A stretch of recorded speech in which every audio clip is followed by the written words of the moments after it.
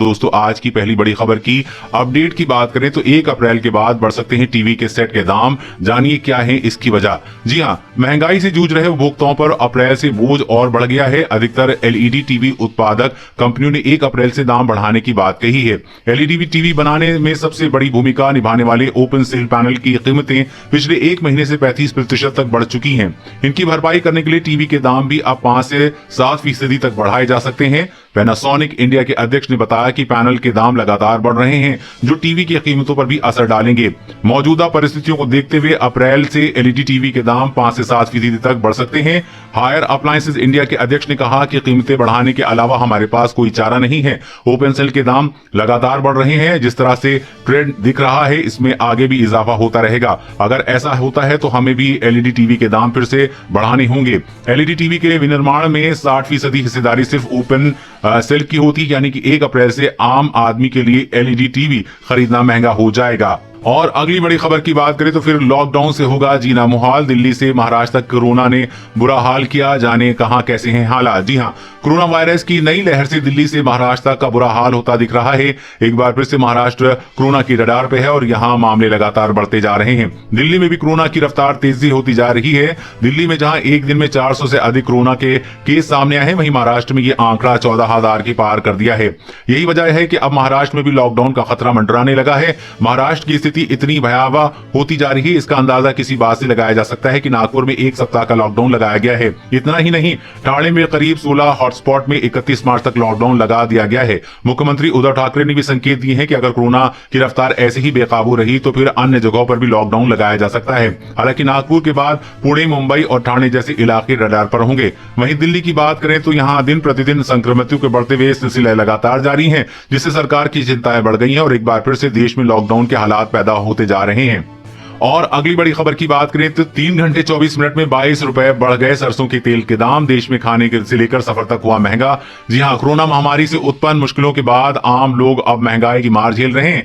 लोगों की रसोई का बजट बिगड़ चुका है। खाद्य एवं उपभोक्ता संरक्षण विभाग की रिपोर्ट के अनुसार सरसों के तेल, प्याज, चावल और दाल की कीमतों में और इजाफा हुआ है। इधर डीजल, पेट्रोल की कीमतों में बढ़ोतरी के कारण परिवहन विभाग की इजाजत के बिना ही ट्रांसपोर्ट मोटर फेडरेशन ने लंबी रूट की बसों को किराया 20% बढ़ा दिया है। इसके कारण बस यात्रियों को करीब 40 से 80 रुपए तक का ज्यादा भुगतान करना पड़ेगा।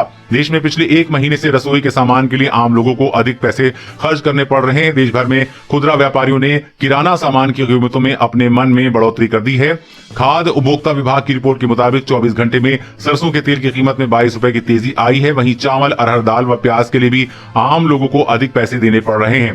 खास बात यह है कि इन आवश्यक सामान के थोक भाव में कोई इजाफा नहीं हुआ है। इसका मतलब है कि खुदरा व्यापारियों ने अपने लाभ के लिए कीमतें बढ़ाई हैं। दोस्तों, सरकार को इस पर क्या कार्रवाई करनी चाहिए, नीचे कमेंट करके जरूर बताइएगा। और अगली बड़ी खबर की बात करें तो चीन पाकिस्तान की खैर नहीं। भारत लेगा $3 अरब के 30 सशस्त्र ड्रोन। जी हां, चीन से तनाव के बीच भारत ने अपनी सैन्य क्षमताओं को बढ़ाने के लिए $3 अरब लगभग 22,000 करोड़ रुपए के 30 सशस्त्र ड्रोन खरीदने के लिए अमेरिका के साथ एक बड़े रक्षा सौदे की योजना बनाई है। सूत्रों ने बताया है कि इस योजना के अनुसार भारत की तीनों सेनाओं के लिए 10-10 MQ-9 रीपर ड्रोन खरीदे जाएंगे। ड्रोन के लिए सौदा ऐसे समय में होना जा रहा है जब भारत, पाकिस्तान और चीन से 2 मोर्चों पर युद्ध जैसी स्थिति का सामना करना पड़ रहा है। रक्षा मंत्री राजनाथ सिंह की अध्यक्षता में रक्षा अधिग्रहण परिषद की बैठक के दौरान इस सशस्त्र ड्रोनों को खरीदने की मंजूरी को अंतिम रूप दिया जा सकता है। इस सौदे को आगे बढ़ाने के लिए अमेरिकी रक्षा मंत्री इस महीने के अंत में भारत आने की उम्मीद है। भारत विशेष रूप से हिंद महासागर में चीनी प्रभाव का मुकाबला करने के लिए अमेरिका के साथ एक रणनीतिक रक्षा साझेदार बन रहा है। ये MQ-9B प्रोटेक्टर ड्रोन में 48 घंटे तक टिके रहने की क्षमता है और उसकी रेंज 6000 से अधिक समुद्री मील तक की है। ये 2 टन तक अधिकतम पेलोड वहन कर सकता है। ये 9 हार्ड पॉइंट के साथ आता है, जो हवा में जमीन पर मार करने वाली मिसाइलों के अलावा सेंसर और लेजर निर्देशित बम से जाने में सक्षम है। और अगली बड़ी खबर की बात करें तो दिसंबर 2023 तक डीजल इंजन से मुक्त होगा रेलवे। केवल इलेक्ट्रिक से ट्रेनें दौड़ाने वाला पहला देश बनेगा भारत। जी हां, बनारस रेल इंजन कारखाने से बुधवार को मोजाम्बिक एवं अफ्रीकी देश के लिए रेल इंजनों को रवाना किया गया है। रेल मंत्री पीयूष गोयल ने इंजनों को हरी झंडी दिखाने से पहले वीडियो कॉन्फ्रेंसिंग के जरिए यहां मौजूद लोगों और मोजाम्बिक के प्रतिनिधियों को संबोधित किया। बताया कि भारत में यात्री और फ्रेट ट्रेनें दिसंबर 2023 तक डीजल इंजनों से मुक्त हो जाएंगी।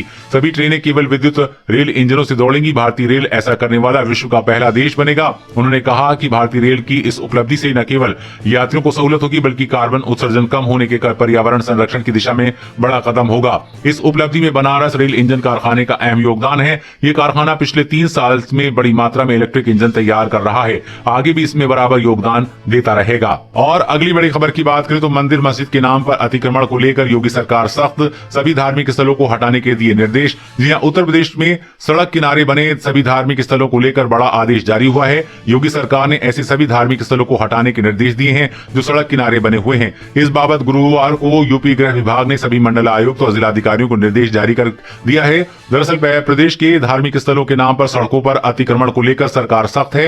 राज्य में कई ऐसे मंदिर हैं जो सड़क किनारे हैं, ऐसे में उनके आसपास दुकानें और अवैध पार्किंग समेत अतिक्रमण देखने को मिल जाता है। ये अतिक्रमण न केवल सड़कों पर आवागमन को बाधित करता है बल्कि लोगों को काफी परेशानी में डाल देता है। इसी कड़ी में अब सरकार के निर्देश पर उत्तर प्रदेश गृह विभाग के अपर मुख्य सचिव ने सभी मंडल आयुक्तों और जिले के डीएम को पत्र लिखकर निर्देश जारी किए हैं कि सड़क किनारे बसे धार्मिक स्थलों को चिन्हित कर उन्हें वहां से हटाने को कहा गया है ताकि अतिक्रमण को हटाया जा सके। दोस्तों, सरकार के इस फैसले का आप समर्थन करते हैं या नहीं, नीचे कमेंट करके जरूर बताइएगा। और अगली बड़ी खबर की बात करें तो अपनी जमीन बालकों का भविष्य बचाना है तो दिल्ली से नरेंद्र मोदी को हटाना होगा, किसानों से बोले राकेश टिकैत। जी हां, भारतीय किसान यूनियन के नेता राकेश टिकैत ने यूपी में आयोजित किसान महापंचायत को संबोधित करते हुए कहा कि आंदोलन किसानों के आत्मसम्मान का प्रतीक है। उन्होंने आगाह किया है कि किसान पराजित हो गया तो मजदूर और नौजवान भी पराजित हो जाएगा। कहा कि अपनी जमीन बालकों का भविष्य बचाना है तो दिल्ली से नरेंद्र मोदी को हटाना है। उन्होंने किसी का नाम लिए बगैर कहा कि दिल्ली से लुटेरों को भगाना है, वो भिखारी बादशाह साबित होगा। उन्होंने कहा कि पूरी ताकत के साथ संगठित होकर लड़ाई लड़नी है। केंद्र सरकार नया बिल लाने की तैयारी कर रही है। इसमें यह नियम होगा कि दूसरी कंपनी का बीज खेत में लगाया तो सजा मिलेगी। कहा कि किसानों को आगे आना होगा, उन्हें जगाना होगा। अगर अपनी जमीन नहीं बचाई तो भूखे रह जाएंगे। कहा कि बड़ी कंपनियां आएंगी, उनके पास हजारों जगह में है, वो आपको लूट ले जाएंगी, आपकी जमीन बर्बाद होगी। इससे सावधान रहने की जरूरत है। राकेश टिकैत ने किसानों को एक गांव, एक ट्रैक्टर और 15 आदमी का नारा दिया और कहा कि 10 दिन की तैयारी कर लें, किसी भी वक्त दिल्ली कूच करने के लिए आह्वान किया जा सकता है। और अगली बड़ी खबर की बात करें तो चीन के साइबर हमले रोकने को केंद्र ने उठाया सख्त कदम, टेलीकॉम लाइसेंस नियमों में कर दिया बदलाव। जी हां, केंद्र की नरेंद्र मोदी सरकार हाल में हुए चीन के साइबर हमलों के मद्देनजर टेलीकॉम सेक्टर में हुआवे और ZTE जैसी चाइनीज कंपनियों के बढ़ते दबदबे को रोकने की तैयारी कर रही है। भारत की मौजूदा 4G और आने वाली 5G टेक्नोलॉजी के प्रसार के लिए केंद्र सरकार ने अपने लाइसेंस रूल्स में बदलाव किया है। यह भी सुनिश्चित किया है कि इन सेक्टर्स में इस्तेमाल होने वाले उपकरण संबंधित अथॉरिटी की मंजूरी के बाद और भरोसेमंद कंपनियों से भी खरीदे जाएं। केंद्र सरकार ने यह भी कदम हाल में चीन की ओर से भारत के क्रिटिकल साइबर या टेलीकॉम एरिया में किए गए साइबर अटैक के बाद उठाया है।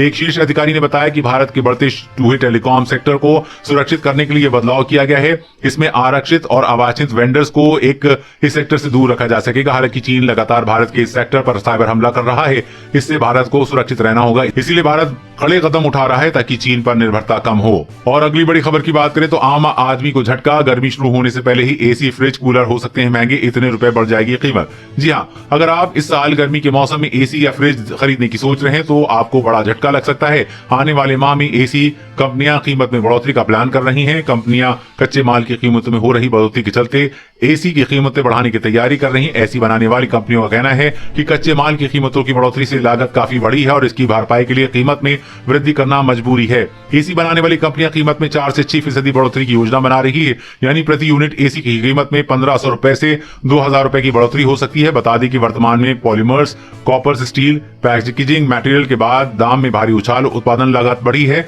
कॉपर्स की कीमत रिकॉर्ड ऊंचाई पर पहुंच गई। इससे AC, फ्रिज, कूलर, पंखा जैसी उपभोक्ता वस्तुओं के निर्माण लागत बढ़ गई है। ऐसे में आने वाले समय में इनकी कीमतों में उछाल आएगा, इसमें आम आदमी की परेशानी बढ़ेगी। और अगली बड़ी खबर की बात करें तो खुशखबरी, महाराष्ट्र और दिल्ली वालों को मिलेगा सस्ता पेट्रोल डीजल, GST के दायरे में लाने की तैयारी। जी हां, पेट्रोल डीजल के बढ़ते दामों से परेशान आम जनता को राहत देने के लिए महाराष्ट्र सरकार बड़ा कदम उठाने जा रही है। महाराष्ट्र सरकार ने पेट्रोल डीजल को GST के दायरे में लाने की मांग की है। इस मांग के बाद महाराष्ट्र के deputy chief minister Ajit Pawar ने कहा है कि अगर पेट्रोल डीजल GST के दायरे में आता है तो इससे केंद्र और राज्य दोनों की सरकारों को फायदा मिलेगा। इसके अलावा राज्य सरकार ने कहा कि अगर केंद्र इस तरह का फैसला लेती है तो महाराष्ट्र सरकार उनका पूरा समर्थन करेगी।